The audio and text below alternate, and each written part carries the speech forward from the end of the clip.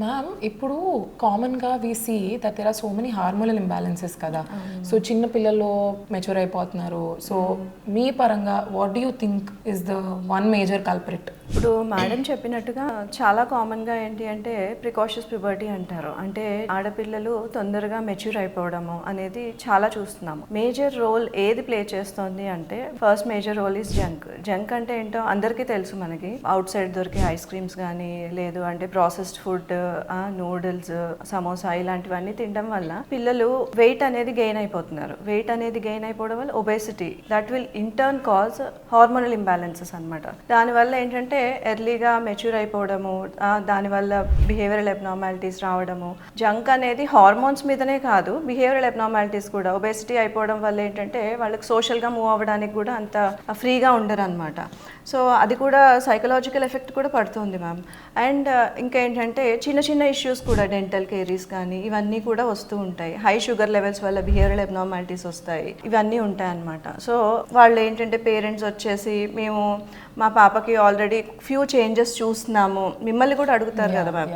So ఇది postpone చేయడానికి మనం ఏమైనా చేయొచ్చా ఏంటి? అండ్ అదర్ రీజన్స్ ఏంటంటే బయట జంక్ ఫుడ్లో డైస్ ఉంటాయి మ్యామ్. డైస్ ఉండడం వల్ల అవి కూడా ప్రికాషస్ ప్యూబర్టీని కాజ్ చేస్తాయి. అండ్ కాస్మెటిక్ యూసేజ్ ఇప్పుడు ఎక్కువైంది. అండ్ మదర్స్ని చూసి బేబీస్ అలా నేర్చుకోవడం కానీ ఇవి అవుతాయి అన్నమాట. అండ్ అడల్టరేటెడ్ ఫుడ్, బయట దొరికే ఫుడ్స్లో అడల్టరేషన్ అనేది ఉండడం వల్ల దానివల్ల కూడా ఉంటుంది మ్యామ్. మీ దగ్గర కూడా వస్తూ ఉంటారు కదా మ్యామ్. సో బేసికలీ నేను ఇప్పుడు నోటీస్ చేసిన షిఫ్ట్ ఏంటంటే మ్యామ్, ఇంతకుముందు ప్రికాషస్ ప్యూబర్టీ ఒకటి అంటే ఇంతకుముందు నార్మల్గా పీరియడ్స్ అటైన్ అయ్యేది 11 to 15 years మధ్యలో అనుకుంటే ఇప్పుడు యాజ్ ఎర్లీ as 7-8 yearsకి పిల్లలకి మెచ్యూరిటీ అనేది వచ్చేస్తుంది. That is one thing.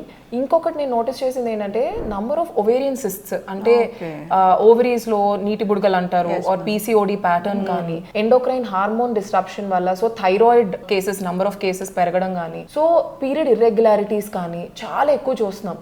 This is not only in kids అండి, ఇది యాక్చువల్లీ అడల్ట్స్ లో కూడా ఎడినోమయోసిస్, ఎండోమెట్రియోసిస్ ఇలాంటి హార్మోన్ డిపెండెంట్ ప్రాబ్లమ్స్ ఇంక్రీజ్ అవుతున్నాయి చాలా. బేసికలీ మనం యూజువల్ గా చెప్పేది ఏంటంటే what I usually say is మీరు చేత్తో వండింది కాకుండా డైరెక్ట్ గా వెళ్ళి కొనుక్కునేది కుదిరినంత వరకు try to avoid giving your kids or to yourself also. So మనకి న్యూట్రిషనల్ డెఫిషియన్సీస్ చాలా పెరిగిపోతున్నాయి, విటమిన్ డెఫిషియన్సీస్ చాలా పెరిగిపోతున్నాయి, హెల్దీ ఫుడ్ ఉండట్లేదు. ఆల్రెడీ బయట whatever we are buying and eating చాలా కెమికల్స్ ఉంటున్నాయి. యూజువల్ గా ప్రాసెస్ ఫుడ్స్ తినడం వల్ల దాని రిస్క్ ఇంకా ఎక్కువైపోతుంది. So I usually tell them try to cook your food and eat rather than buying something and eating instantly. Yes,